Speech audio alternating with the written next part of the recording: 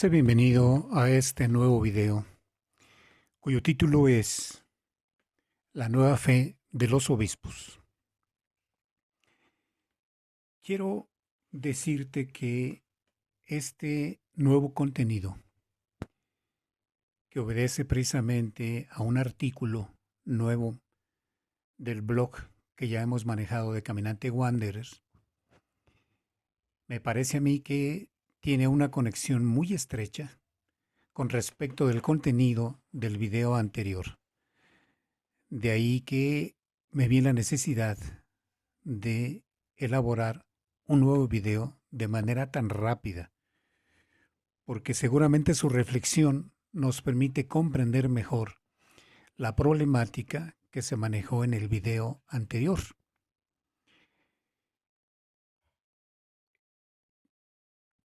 Seguramente ustedes saben que los católicos somos ese, esa iglesia o esa agrupación religiosa que si nos comparamos con cualquier agrupación protestante, evangélicos, cristianos, testigos de Jehová, etcétera, nos damos cuenta que en verdad somos más ignorantes que ellos. Eso se nota con facilidad cuando llegan a las casas y nos quieren compartir algo de la doctrina que ellos manejan, de la comprensión que hacen precisamente de la Biblia, y queremos debatir con ellos, pero inmediatamente nos damos cuenta de que no podemos debatir porque inmediatamente se notan nuestras deficiencias, que son muchas.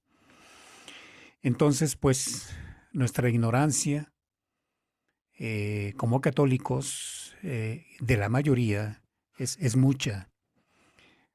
Está ausente la lectura de la Biblia, está ausente el conocimiento de la doctrina católica, está ausente alguna información con respecto de la tradición de nuestra iglesia y el conocimiento del magisterio de nuestra iglesia.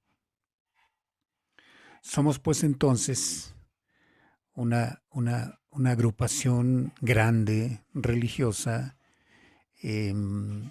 con poco conocimiento precisamente de nuestra creencia.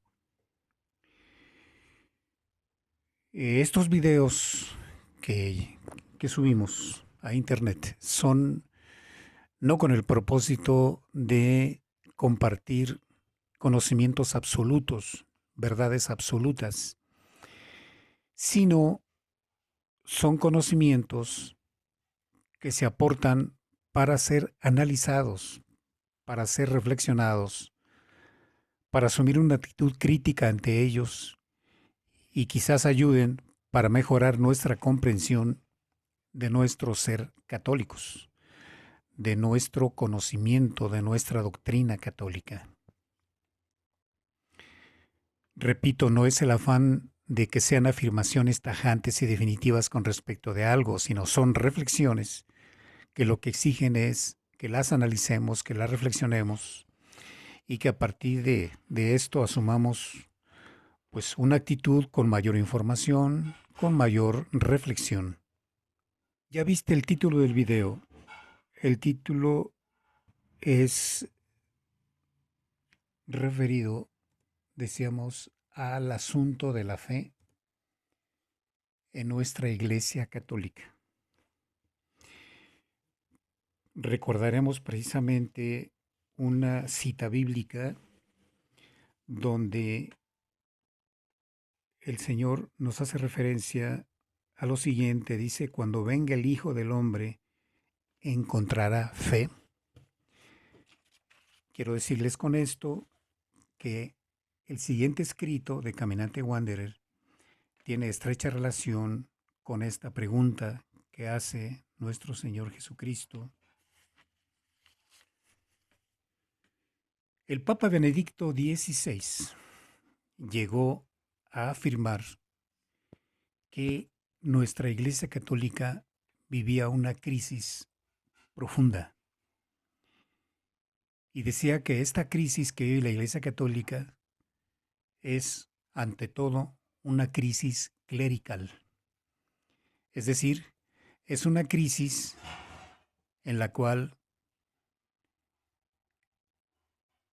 la fe está en juego. Se refiere, pues, a la poca fe que sacerdotes, obispos, cardenales y, por qué no, incluso el mismo Papa, están manifestando una poca fe. Repito, esto ya lo decía el Papa Benedicto XVI. Entonces remarcaba precisamente esto, que el aspecto fundamental de la crisis de la Iglesia Católica es una fe, una ausencia de fe, una fe muy disminuida con respecto del clero, sacerdotes, obispos, arzobispos, cardenales e incluso el mismo Papa. Por lo tanto, esta nueva reflexión, este nuevo escrito de Caminante Wanderer que te voy a compartir, pues tiene el propósito de que sigamos reflexionando, sigamos analizando, sigamos teniendo una actitud crítica ante lo que vemos y lo que escuchamos de parte de quienes dirigen la Iglesia Católica, si efectivamente hay una conexión con la palabra de Dios, una conexión con el magisterio de la Iglesia o con la tradición de la Iglesia. Bien, pues empecemos este escrito nuevo llamado La nueva fe de los obispos. Como ya te decía, el título de esta nueva reflexión de el blog Caminante Wanderer es La nueva fe de los obispos. Y comienza así el escrito. Se ha convertido ya en lugar común decir que el problema que afecta a la Iglesia y el que la ha llevado a la inconmensurable crisis que está viviendo es la falta de fe. Con ella se explican desde los abusos sexuales hasta el descuido o la negación de los dogmas. Y se dice con frecuencia y con razón que si bien en épocas anteriores también se dieron muchos casos de inmoralidades entre las filas del bajo y alto clero, en esas ocasiones los sacerdotes tenían fe y conciencia del pecado. La pregunta que revolotea es, ¿cómo fue posible que en nuestros tiempos buena parte de la jerarquía y del clero perdiera la fe católica? Y, peor aún, que fueran estos incrédulos los que ahora están al mando de la Iglesia. Alguien podría decir que es una exageración y una impiedad decir que los obispos y el mismo Papa de Roma han perdido la fe. Yo creo, en cambio, que es una evidencia. Ciertamente, ninguno de ellos ha abjurado públicamente de la fe católica, y probablemente la mayoría está aún convencida que conserva la fe de los apóstoles, aunque serán pocos los que negarán que ellos adhieren a una fe apostólica adaptada a los tiempos, tal como lo mandó el Concilio Vaticano II. La realidad es que conservan una fe desleída y chirle, que admite contradicciones y que les resulta muy útil para evitarse problemas con la ciencia y con el avanzado y maduro hombre contemporáneo. La fe que profesa la mayor parte de la Iglesia Católica en la actualidad es una fe mundo friedli, amigable con todos, todas y todes. Se trata, en otras palabras, de la fe modernista, para utilizar el rótulo que acuñó San Pío X para pegar en la frente a un sinnúmero de especímenes teológicos. Pero pongamos entre paréntesis por un momento el cómodo aunque impreciso rótulo de modernista y tratemos de diseccionar la fe de la mayor parte de nuestros obispos. Ellos, como tantísimos otros, son hijos lejanos del iluminismo del siglo XVIII, un cierto gnosticismo al que al comienzo adherían solo unos pocos iniciados y al que los derivados del Concilio Vaticano II instaló en el centro de la teología católica. Y si tuviéramos que resumir y simplificar mucho, yo diría que el corazón del problema es la negación de la historicidad de la revelación, lo cual constituye el núcleo de la fe apostólica. Los apóstoles y los evangelistas nos transmitieron una fe apoyada en un suceso histórico concreto y determinado: el nacimiento, predicación, muerte y resurrección de Jesús de Nazaret, el Verbo de Dios hecho carne, que nació de una mujer concreta, la Santísima Virgen María, y que nació en un lugar y en un momento determinado de la historia. En consecuencia, la revelación se puede datar. Ella ocurre en el tiempo del emperador Tiberio, del procurador Pilato, del rey Herodes y de los pontificados de Anás y Caifás. Es por eso que la preocupación extrema de los evangelistas y de los profetas del Antiguo Testamento por las genealogías. Lo que a veces nos parece ser no más que un listado aburrido de nombres, en realidad es el modo de decirnos que lo que ocurrió en la historia, de un modo real, y nos dan las pruebas para ello. Lo que importa es la determinación del lugar histórico de la revelación, y esto el hagiógrafo lo consigue con los medios que tiene disponibles. La indicación de las fechas no permite que se pueda decir de la revelación. Ella acontece en todas partes y siempre, sino que permite que deba decirse: ella aconteció en ese momento y en ese lugar. Por eso, el cristianismo no solamente ofrece una verdad sin errores, sino que se distingue fundamentalmente de los mitos, tal como se distingue la historia de la idea. Para buena parte de nuestros obispos, el cristianismo con su revelación no es más que un mito, es decir, verdades universales encarnadas en un relato más o menos mítico. Ellos ven al cristianismo solo como una suma o un sistema, o si somos generosos, una plenitud de verdades universalmente válidas, pero rechazan o descreen de su carácter histórico. Y de esa manera, nuestra fe termina siendo no más que un mito.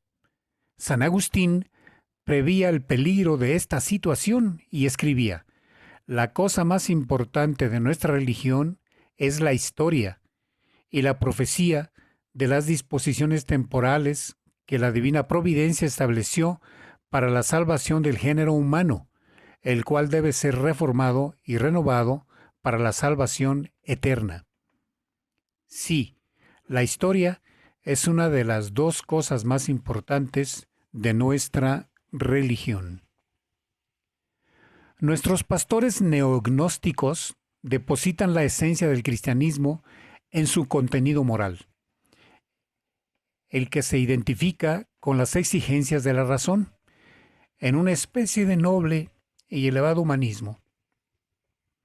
Y piensan entonces que todo lo que en el cristianismo es histórico, eclesiástico, confesional y litúrgico, es solamente una cuestión exterior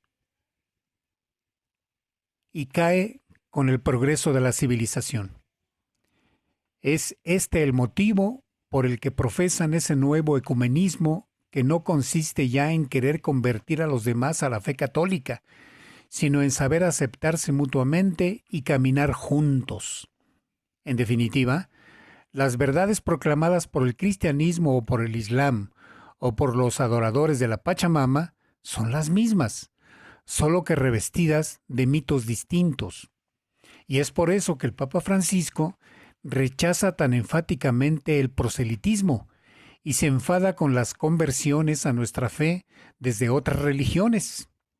Son actitudes que solo sirven para traer problemas y son lesivas a la dignidad de los otros credos que tienen tanto derecho como nosotros a existir.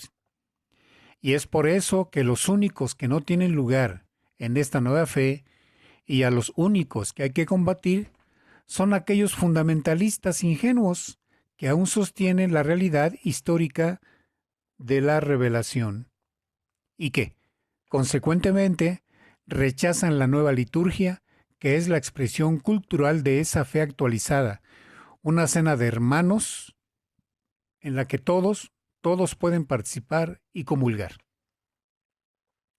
Ciertamente, en el cristianismo hay verdades eternas, inmutables y universalmente válidas, pero no son verdades accesibles a la mera razón, sino que reposan sobre hechos históricos.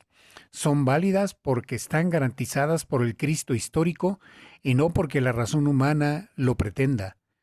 Los acontecimientos que se narran en la Escritura no son revestimientos catequético-pedagógicos aproximativos, a través de los cuales se transparenta el contenido superior y eterno de la verdad. Ellos son más bien los modos con los cuales Dios habla al hombre y obra en el hombre.